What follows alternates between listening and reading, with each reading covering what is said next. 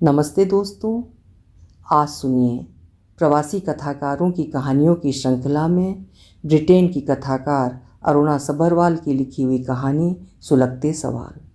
मेरी जुबानी, मैं हूँ सीमा सिंह। वो खिलखिलाता सन्नाटा आज भी उसकी आंखों के सामने हंस रहा है। बच्चे तो बसेरा छोड़ चुके थे, पति भी 10 वर्ष पहले साथ छोड़ गए। धूप सेकते सेकते वो न जाने सुध बुध कहाँ खो बैठी, बड़बड़ाए जा रही थी। बड़ी कुत्ती चीज़ है, दबी दबी न जाने कब उभर आती है, चैन से जीने भी नहीं देती। जितना संभालो उतना और चिपटती जाती है, खून चूसती है। उससे बचने का एक ही विकल्प है, मार डालो या उम्र भर मरते रहो। मारना कौन सा आसान है, ये शय बंदूक या चाकू से मरने वाली थोड़े ही है। स्वयं को मार कर मारना पड़ता है उसे, हर कोई मार भी नहीं सकता। शरीफों को बहुत सताती है, बदमाशों के पास नहीं फटकती, पीछे पड़ती है तो मधुमक्खियों जैसी निरंतर डंक मारती रहती है, नींदें भी उड़ा देती है। नींद की गोली भी काम नहीं करती है, जोंक की तरह खून चूसती है, चाम चिचड़ी की भांति चिपक जाती है।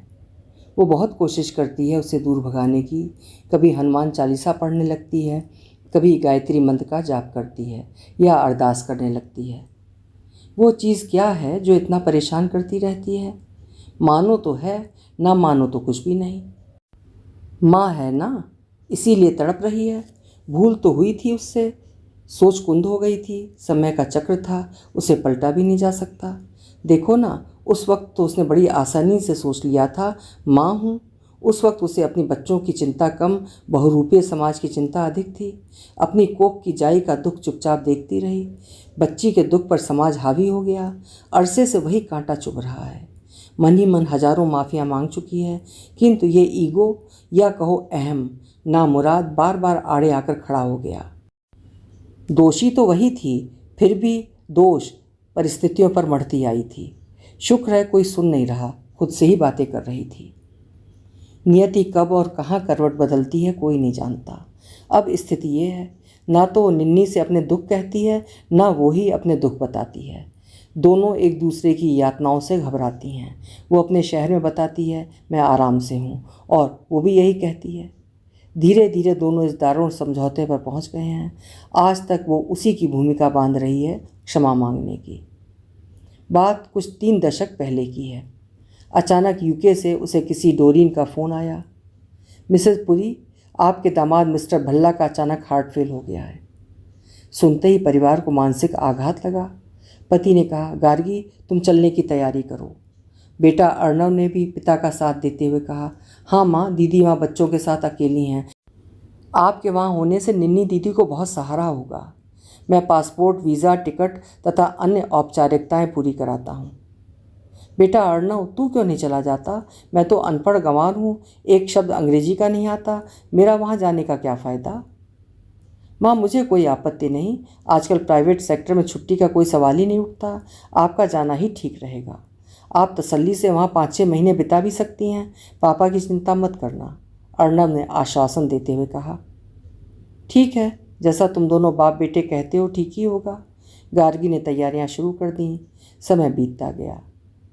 बेटा 2 महीने को होने को आए हैं, अब तक तो मुझे निन्नी के पास होना चाहिए था, गार्गी ने विक्षुब्ध हो अर्णव से कहा। माँ, दूतावास के लोग भी फिजूल की औपचारिकताओं में उलझाए रखते हैं। बैंक का खाता, मकान के कागजात, एक मांग की पूर्ति नहीं होती कि दूसरी मांग खड़ी कर देते हैं। 3 महीने पश्चात पासपोर्ट भी तैयार हो गया। उड़ान शनिवार की थी। गार्गी मन ही मन सोच रही थी, उसे तो निन्नी के पास 3 महीने पहले ही होना चाहिए था। गर्मियाँ भी समाप्त हो चुकी थीं। टीवी पर यूके की बर्फ़ को देख देख कर उसकी हड्डियाँ जमने लगीं। भीतर ही भीतर उसे एक अज्ञात डर सा सताने लगा। उसे अपनी क्षमता पर शंका होने लगी। कैसे संभालेगी वो स्थिति को, पराए देश में अनजाने लोगों के बीच? गार्गी पहली बार विदेश के लिए अकेली सफ़र कर रही थी। लंदन के हीथ्रो हवाई अड्डे पर निन्नी के साथ गार्गी के रिश्ते के देवर भी लेने आने वाले थे। उसे इमिग्रेशन से निकलते निकलते 2 घंटे लग गए। सुबह के 8 बज चुके थे। बाहर पहुंचते ही चमचमाती नगरी की रोशनी से उसकी आंखें चौंधिया गईं। उस रोशनी में उसकी बेटी का दुख न जाने किस अंधियारे में दुबक गया। उसकी आंखें निन्नी तथा अपने देवर को ढूंढने में कम और गोरी गोरी अप्सराओं पर टिकी की टिकी रह गईं। अचानक माँ शब्द ने उसका ध्यान भंग किया। निन्नी आज माँ के गले लगकर खूब रोना चाहती थी। माँ ने दूर से इसे सांत्वना देते हुए कहा, बेटा संभालो खुद को, तुम्हें बच्चे संभालने हैं। एक बार फिर माँ ने जिम्मेदारियों का वास्ता दिया, जैसा कि बचपन से करती आई थी। वहीं हवाई अड्डे के कैफ़े में बैठकर चाय नाश्ता किया।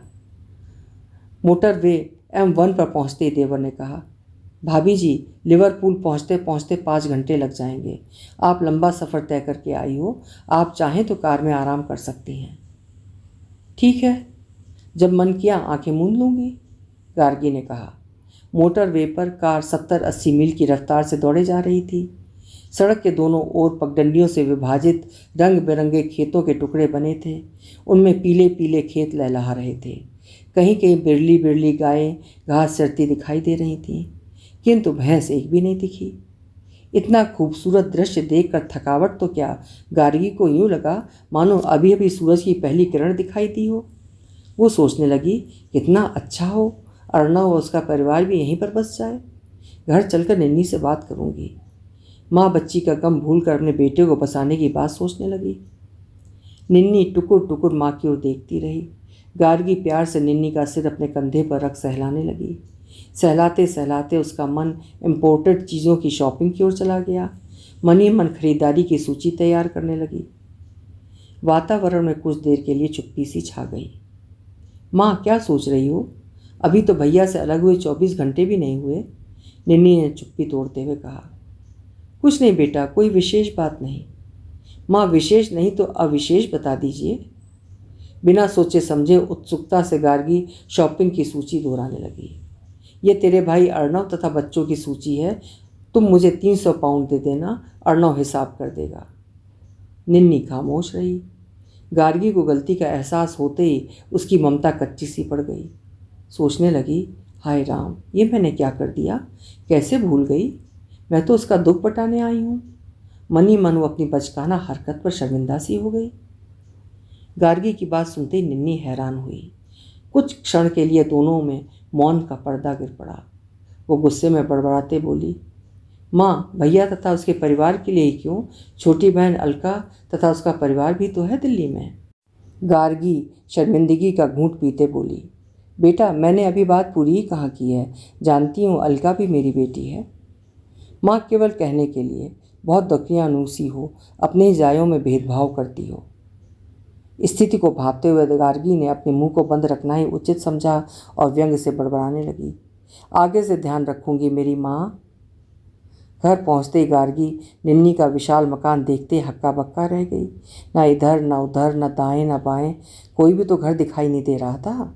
उसे ऐसा लगा मानो विशाल उपवन में एक गुड़िया का घर लाकर रख दिया हो। अभी घर के भीतर जाना शेष था। दरवाज़ा खुलते ही नानी नानी नानी कहते दोनों बच्चे नानी से लिपट गए। कुछ समय बैठने के पश्चात निन्नी ने बच्चों से कहा, बेटा नानी को उनका कमरा दिखाओ। चलो नानी, सामान अंकल ऊपर ले आएंगे। माँ यहाँ नौकर चाकरों का चक्कर नहीं है, अपना हाथ जगन्नाथ। सांझ के 6 बज चुके थे। पतझड़ का मौसम था। आसपास फैली हुई झाड़ियों की परछाइयाँ घर की दीवार पर सरकती सरकती गायब हो चुकी थीं। रात का अंधकार उतर आया था। घर के पीछे चारों ओर बड़े बड़े छायादार वृक्ष अंधकार में और भी काले लग रहे थे। ऐसा लगता था जैसे उन वृक्षों के पीछे एक दुनिया आबाद हो। वो हतप्रभ थी। चारों ओर धुंध उतर आई थी। अमर बेटा, तुम्हें यहाँ डर नहीं लगता? नानी डोंट वरी, यहाँ कोई नहीं आता। 8 वर्ष के अमर ने नानी को आश्वासन देते हुए कहा। नहीं नानी, आपको पता है रात को यहाँ क्रीपी क्रोली घूमते हैं, मॉन्स्टर आवाज़ करते हैं, नटखट अतुल ने शरारती लहजे में कहा, जो अभी 5 वर्ष का ही था। अतुल प्लीज़ डराओ मत नानी को। उस दिन आधी रात तक गार्गी डर के मारे हनुमान चालीसा पढ़ती रही। उसके जीवन में इतना भयावह सन्नाटा पहली बार महसूस किया था। उसे गली के चौकीदार के डंडे की थाप तथा आवारा कुत्ते बिल्लियों का वादक दल अर्थात वाद्य वृंद याद आने लगा। वो अकेली निर्जीव वातावरण से भयभीत रहने लगी। घर में कोई पुरुष भी नहीं था। अब तक तो देवर भी अपने घर चले गए थे। फिर सोचती, मुझे यहाँ स्थायी रूप से थोड़ी रहना है। धीरे धीरे उसने निन्नी के रहन सहन से समझौता कर लिया। घर में सभी सुविधाओं के होते हुए भी उसका मन नहीं टिक रहा था। अकेला सूनापन बहुत कचोटता था।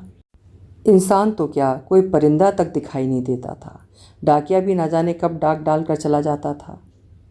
एक सप्ताह पश्चात निन्नी ने काम पर जाते समय माँ को घर के तौर तरीके, गैस हीटिंग, टेलीफोन पर संदेश लेना, टेलीफोन करना तथा कुछ अंग्रेजी के शब्द थैंक यू, प्लीज़ वगैरह सिखा दिए।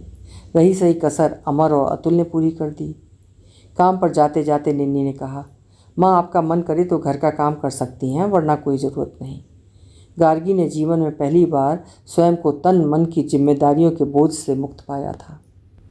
कभी कभी पड़ोसी लवली डे कह देते, उत्तर में वो यस या इट इज़ या थैंक यू कहकर पीछा छुड़ाती। वो सारा दिन हिंदी के सीरियल देखती रहती।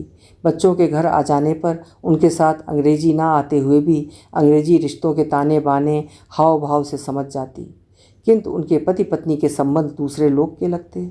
सोचती, ऐसा भी होता है क्या? उनका दृष्टिकोण, सोच बहुत अजीब लगती। काम पर जाने से पहले निन्नी माँ को खाना परोस कर चली जाती थी। जब भूख लगती तो गार्गी माइक्रोवेव में खाना गर्म करके खा लेती। संपूर्ण स्वतंत्रता का एहसास उसे पहली बार हुआ था। शाम को अमर तथा अतुल के बिस्तर में जाने के पश्चात माँ बेटी दोनों बैठी रहती। अपने पति पूरण की खाली कुर्सी को टुकुर टुकुर देखते देखते अक्सर निन्नी की आंखों में आंसुओं की परत उभर आती। ऐसी स्थिति में गार्गी के लिए संयम रखना सहज न था। बस भड़क उठती। 3 महीने से ऊपर हो गए उसे गए, अब बस कर। अगर उस वक्त मेरी बात मान लेती तो आज माथे पर विधवा का टीका न लगा होता। हाँ, ऊपर से कोई अपनी लंबी उम्र का पट्टा लिखा कर थोड़े ही आता है। क्यों? आपने तो पूरा जोर लगा लिया था कि हमारी शादी ना हो। आपने कितनी लक्ष्मण रेखाएं खींच दी थी मेरे जीवन में। जब तक उन पर चलती रही ठीक था, जब नहीं तो आपके 24 घंटे वही व्यंग कटाक्षों की बरसात। पूरण के माँ बाप पुराने विचारों के हैं। तो मनचाहे कपड़े लत्ते नहीं पहन सकेगी, बिल्कुल बेमानी बातों में उलझी रहीं। निन्नी, गरम जुराबें हो तो देना, बहुत सर्दी है। गार्गी ने बात को दूसरा मोड़ देते हुए कहा। ये लो माँ, मेरी बात अभी समाप्त नहीं हुई है। बलि चढ़ाना चाहती थी मुझे, लड़की थी ना। और भैया, उन्हें तो नाम लेने की देर थी, बस चट मंगनी पट ब्याह, लड़का था ना इसलिए। क्यों? निन्नी ने गुस्से में कहा। अचानक वातावरण में घुटा सा सन्नाटा छा गया। कैसे कैंची से जुबान चलाती है। माँ हूँ तेरी, इसके आगे एक शब्द नहीं सुनूंगी। कुछ क्षण दोनों के बीच नाराज़गी तथा औपचारिकता में गुजरे। कुछ मिनट बाद गार्गी गुस्से में बड़बड़ाती हुई सोने के कमरे में चली गई। गार्गी ने खिड़की से बाहर झांका। तेज़ हवा चल रही थी। चारों ओर व्यापक वीरान चुप्पी से डर लग रहा था। हवा के झोंकों से पर्दे का हिलना डुलना उसे और डराने लगा। डरते डरते न जाने कब उसकी आंख लगी और सुबह भी हो गई। निन्नी की आज छुट्टी थी। माँ, शॉपिंग करनी हो तो आधे घंटे में तैयार हो जाइएगा, निन्नी ने कहा। बड़े बड़े शॉपिंग मॉल देखकर गार्गी की आंखें खुली की खुली रह गईं, मानो किसी ने आंखों में माचिस की तीली अटका दी हो। वो सोच रही थी, कितनी सफाई है चारों तरफ। बड़ी बड़ी दुकानों में सामान कितना तरतीब से लगा है। कितनी सुंदर वस्तुएं हैं, तभी तो लोग इम्पोर्टेड चीज़ों के पीछे भागते हैं। गार्गी सोचने लगी, काश अर्णव और उसका परिवार भी यहीं होता। निन्नी ने गार्गी की सोच पर ब्रेक लगाते हुए कहा, माँ लिस्ट निकालो अपनी। एक ही सांस में गार्गी ने अपनी लिस्ट दोहरा दी। तुम्हारे भाई के लिए डिजिटल कैमरा, भाभी के लिए चमड़े का पर्स, सुधांशु के लिए फुटबॉल और टी शर्ट की घड़ी, विधि के लिए परियों जैसी फ्रॉक और एक बढ़िया सी घड़ी। कुछ तुम्हारी नई मामी के लिए। नई मामी? अभी तो मामी जी की मृत्यु को 6 महीने भी नहीं हुए। हाँ, मेरे आने से 1 महीना पहले उसकी शादी उसकी छोटी साली से हो गई थी। तू तो जानती है, अकेले बच्चे पालना बहुत कठिन है मर्दों के लिए। हाँ हाँ, सब जानती हूँ। मेरे सामने मर्दों औरतों की बात मत किया करो। अब अलका की लिस्ट निकालो। उसके लिए पैसे बचे तो लूँगी, उसका पति जो है वही लेकर देगा। निन्नी ने गार्गी की बात को सुना अनसुना करते हुए कहा, माँ अगर ऐसी बात है तो आपने अर्णव भैया का ठेका लिया है क्या? वो भी तो शादीशुदा है, कमाता है। एक बात बताओ, क्या अलका को कूड़े के ढेर से उठा कर लाई थी मेरी भांति? गार्गी ने निन्नी की बातों को नज़रअंदाज करके पलक झपकते ही 200 पाउंड खर्च कर डाले। इतने पैसों की अहमियत से अनजान थी वो। शायद पहली बार उसे पैसे खर्च करने की छूट मिली थी। निन्नी, तुम बेकार में अपने भाई के पीछे क्यों पड़ी रहती हो? ये क्यों भूल रही हो वंश उसी से चलने वाला है? ऐसी बातें सुनकर निन्नी के होठों पर म्लान सी महीन मुस्कुराहट उभर आई। घर पहुंचते ही सबने गर्मा गर्म चाय पी। निन्नी सोफे पर आंखें मूंद आराम करने लगी। माँ, आप भी ऊपर जाकर थोड़ा आराम कर लें, तूफान आने की संभावना है। शुक्र है तूफान शुरू होने से पहले ही लौट आए हैं। गार्गी अपनी खरीदारी लेकर अपने ऊपर वाले कमरे में आराम करने चली गई। अभी लेटी ही थी कि हवा से चीड़ के वृक्षों की साएं साएं दूर तक फैली पहाड़ियों और घाटियों में सीटियों की गूंज सी छोड़ती जा रही थी। डर तो उसे लग रहा था, किंतु कब उसकी आंख लग गई उसे पता ही नहीं चला। सुबह की खटपट से उसकी आंख खुली। बच्चे स्कूल के लिए तैयार हो रहे थे, निन्नी काम के लिए। पेड़ों की ओर से सूर्य देवता झांक रहे थे। धूप केवल दिखती ही थी, गर्माहट तो थी नहीं। घर को गर्म रखने के लिए दिन रात सेंट्रल हीटिंग चलती रहती। सुबह से शाम तक टेलीविज़न देखना गार्गी की दिनचर्या में आ गया था। निन्नी कब घर आई कब गई उसे पता ही नहीं चलता। शाम को काम निपटाकर दोनों माँ बेटी बैठी थीं। बच्चे स्कूल का काम कर रहे थे। गार्गी ने चुप्पी तोड़ते हुए कहा, निन्नी, आज कमरे की खिड़कियां बंद करते समय मेरी निगाह पूरण की अलमारी पर पड़ी। बेटा, तुम क्यों नहीं उसका सामान समेट देती? दे दो किसी चैरिटी को। हाँ, ये कुर्सी भी हटा दो यहाँ से। इसे देखती हो तो तुम उदास हो जाती हो। गार्गी ने सरोकार दर्शाते हुए कहा। इतना सुनते ही निन्नी तिलमिला उठी। माँ, बात यहीं समाप्त कर दीजिए। ये पूरण का घर है, हम उसकी ही छत के नीचे खड़े हैं। भगवान के वास्ते उसकी आत्मा को शांति से रहने दीजिए। उसकी मिट्टी को मत कुरे दो। मर चुका है वो, नहीं आएगा अब वापस, कभी नहीं आएगा अब। बहुत कोस चुकी हैं आप उसे, बंद करो। मैंने पति तथा मेरे बच्चों ने पिता को खोया है। माँ, आपके आगे हाथ जोड़ती हूँ, मुझे जुबान दराजी के लिए मजबूर मत करो। पूरण की चीज़ें आसपास होने से मुझे उसके होने का एहसास होता है। उसके कपड़ों से उसकी महक आती है। मेरे उदास कमज़ोर क्षणों में उसकी चीज़ें मरहम का काम करती हैं। मेरा यही तरीका है अपने दुखों से निपटने का।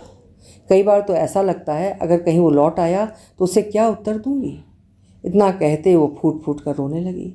बचपन से ही आपके मुख से सुनती आई थी, उसका नाक पकौड़ा है, चीनी जैसा लगता है, वो टुंडा है, उसकी चुच्ची चुच्ची आँखें हैं। बड़ी अकड़ से आपने उसे चुनौती दी थी, वो भी 100% खरा उतरा था आपकी चुनौती पर। इतना बड़ा घर, रुतबा, इज्जत, सभी कुछ तो प्राप्त किया था उसने। भगवान के वास्ते बख्श दो उसे। आपसे प्रार्थना है आगे से उसका नाम ना लेना। इतना कहते ही उसे अपनी सहेली की लिखी कुछ पंक्तियाँ याद आ गईं। झूल रही कुर्सी आंगन में, अखबारों के उड़ते पन्ने, सूनी सहमी खड़ी दीवारें, सब पूछेंगे पता तुम्हारा। कैसे कह दूं मैं इन सब से, तुमने ये घर छोड़ दिया है, ये कैसा अन्याय किया है। निन्नी सुबक सुबक कर रोने लगी। गलती क्या कहा है मैंने? 2 बेटों की जिम्मेदारी छोड़ गया है, मुझे यहाँ और नहीं रहना, टिकट कटा दे मेरा वापसी का। गार्गी ने झुंझला कर कहा। बस यही औजार रह गया आपके पास? एकाएक कमरे में बोझिल सा सन्नाटा छा गया था। निन्नी और गार्गी के बीच चुप्पी की दीवार खड़ी हो गई थी। गार्गी ने अपना मुंह बंद रखने की ठान ली। कब समय पतझड़ गर्मियों का घेरा पार कर सर्दी की गोद में सिमट गया पता ही नहीं चला। सर्दियां और भीषण होती जा रही थीं। बर्फ़, कोहरा, सर्द हवाओं ने अपना काम शुरू कर दिया था। सुबह के 9 बजने को थे। अभी तक कोहरे की धुंध नहीं छटी थी। सूरज उगा या नहीं इसका अनुमान लगाना कठिन था। प्रतिदिन घर से सबके चले जाने के बाद गार्गी टेलीविज़न में लीन रहती। कभी कोई पड़ोसी का चेहरा दिखाई दे जाता तो दूसरे इंसान के होने का एहसास होता। कभी तो वो स्वयं को कचोट कर देखती, जिंदा तो है। सूनापन उसे डराने लगा। स्कूल से घर आते ही आज दोनों नाती चिल्लाने लगे, नानी नानी नानी, भूख लगी है। थोड़ा सा इंतज़ार करो, अभी तुम्हारी मम्मी आ जाएंगी। इतना कह के गार्गी फिर टीवी सीरियल में लीन हो गई। ये सिलसिला चलता रहा। सड़कों पर बर्फ़ पड़ने के कारण निन्नी को घर पहुंचने में देर हो गई। घर पहुंचते ही मम्मी मम्मी भूख के मारे दम निकल रहा है। नानी से क्यों नहीं कहा? निन्नी ने झुंझलाते हुए कहा। कहा था, नानी ने कहा मम्मी आने वाली हैं। निन्नी ने चाय नाश्ता बनाकर सबको परोसा। रात के खाने के पश्चात बच्चे अपने कमरे में चले गए। निन्नी, जब से आई हूँ तो मैं कह रही हूँ अपने कमल चाचे को चाची के पूरे होने पर शोक प्रकट कर दो, गार्गी ने कहा। जब समय मिलेगा कर दूंगी, निन्नी ने झुंझलाते हुए कहा। माँ, मैं हर रोज़ देखती हूँ जब मैं काम से घर आती हूँ आप टीवी में इतना निमग्न होती हैं कि मेरी उपस्थिति का भी एहसास नहीं होता आपको। क्यों?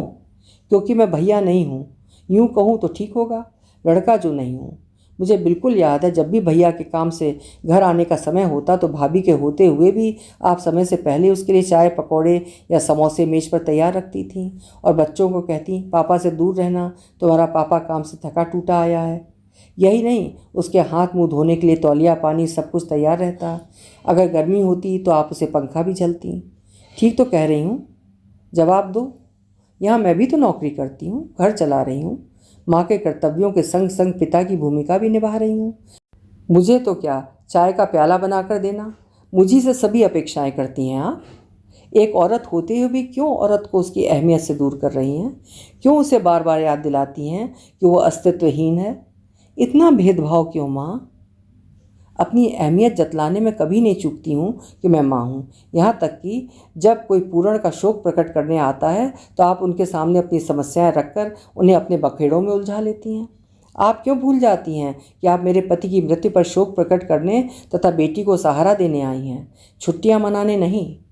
मैं तो हवाई अड्डे पर प्रतीक्षा ही करती रही कि कब आप मुझे बाहों में लेकर कहोगी, बेटा ये तुझ पर क्या बीती, मैं आ गई हूँ तेरी माँ। गार्गी ने बेटी के सवालों का उत्तर न देने की मंशा से गूंगे बहरे सी नीति अपना ली। माँ बेटी में परस्पर विरोधी विचारों का युद्ध चलता रहा। विचारों का अथाह समुद्र फैल गया जिसकी तूफानी लहरों ने दोनों के दिल दिमाग को अशांत कर दिया। गार्गी सियार सी अपने कमरे में सोने को चली गई। उसका सिर चकरा रहा था। कमरे में रात का धुंधलका चुपके से घिर आया था, मानो कनपट्टियों से धुएं की दो लकीरें ऊपर उठती हुई सिर के बीचों बीच मिलने की चेष्टा कर रही हों। उसके सीने में बेचैनी उतर आई थी। गार्गी की बेटी ने उसकी जंग लगी सोच का बटन दबा दिया था। उसका मस्तिष्क डिश वॉशर की भांति उथल पुथल मचाने लगा। उसकी सोच के समंदर की लहरें अटखेलियाँ करने लगीं। गार्गी नाराज़ नहीं थी, सोच रही थी निन्नी ठीक कहती है। अपने ममत्व का गला घोटते उसे यह एहसास क्यों नहीं हुआ? वो भी बहन भाइयों में पली है। वो स्वयं ही प्रश्नों में उलझ गई। क्या सचमुच अनपढ़ होने से मेरी सोच की सुई में विराम लग गया है? छी! शर्मिंदा थी वो अपने व्यवहार से, सोच से। माफ़ी की सोचते ही फिर उसका अहम आड़े आ जाता। सोचने लगती, क्या माँ होने के नाते सभी अधिकार उसी के हैं? माँ जो थी वो गलत कैसे हो सकती थी? उस रात निन्नी की बातें उसे जहन में खरोंचों वाले रिकॉर्ड की भांति दोहराती रहीं। एक ही शब्द भेदभाव उसके जहन में घर कर गया। गार्गी की वो रात बहुत भारी गुजरी।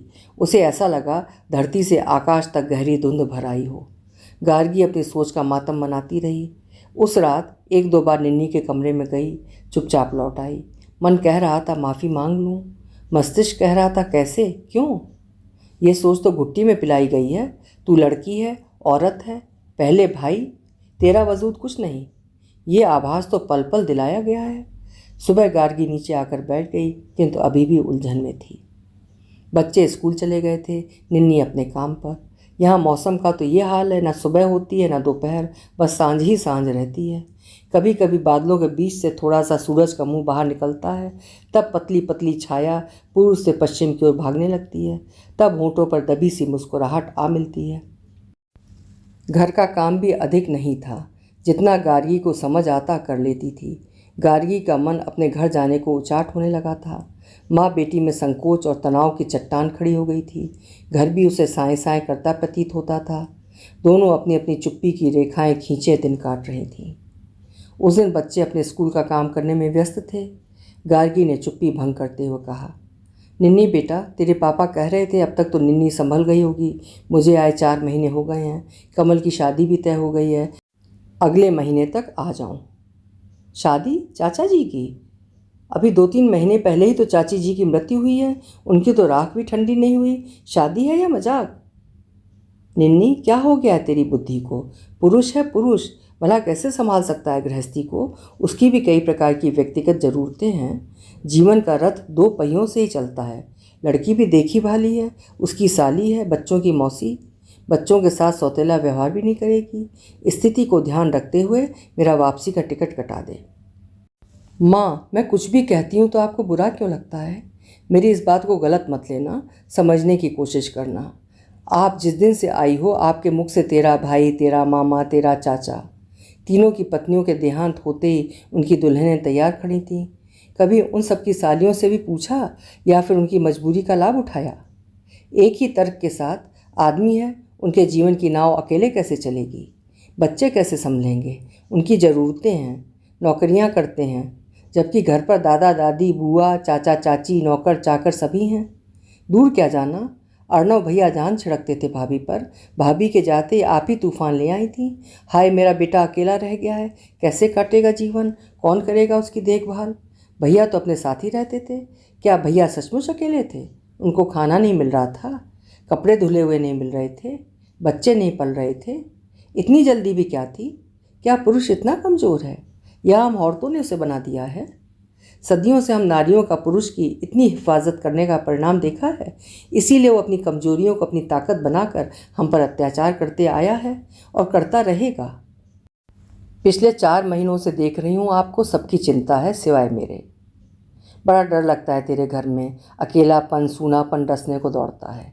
पता नहीं तू कैसे रहती है। मेरा टिकट कटा दे। माँ, कभी सोचा है मेरे बारे में? इस बियाबान घर में, परदेश में, छोटे छोटे बच्चों के साथ लंबी लंबी सूनी रातें कैसे काटूंगी? क्या मेरे बच्चों को बाप की ज़रूरत नहीं और मुझे पति की? क्या मेरी ज़रूरतें नहीं हैं? क्यों? क्योंकि मैं बेटा नहीं हूँ।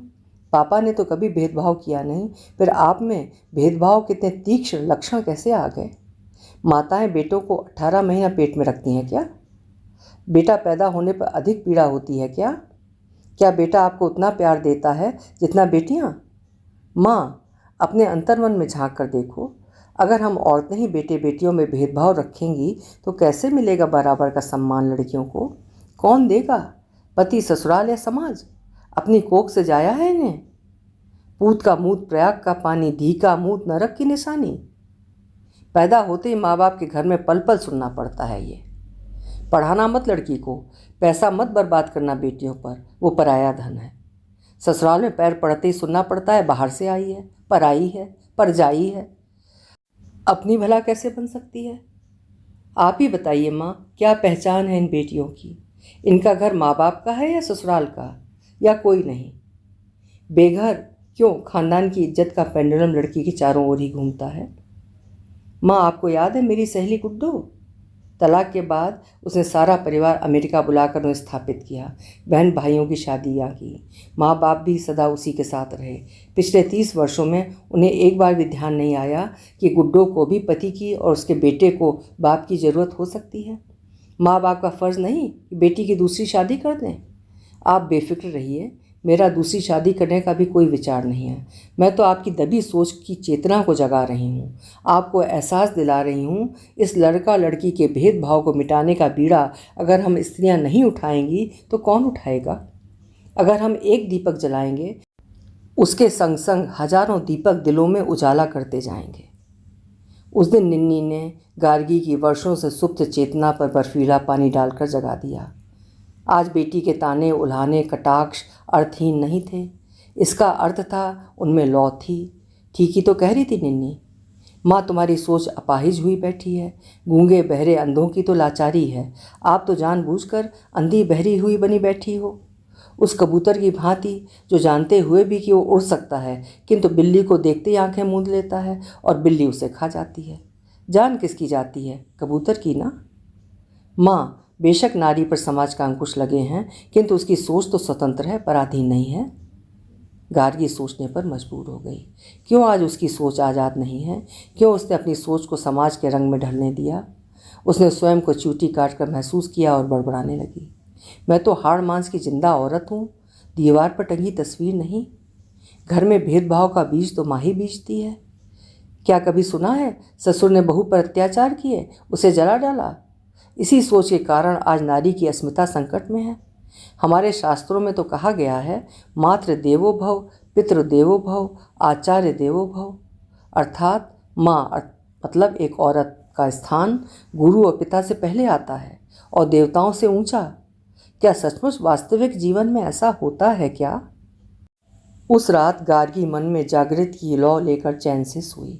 उसने ठान लिया था सुबह साहस बटोर कर बेटी से माफ़ी मांग लेगी, फिर ज़रूर अपनी सोच बदलने का दीपक जलाएगी, जिसकी लौ लेकर और दीपक जलेंगे।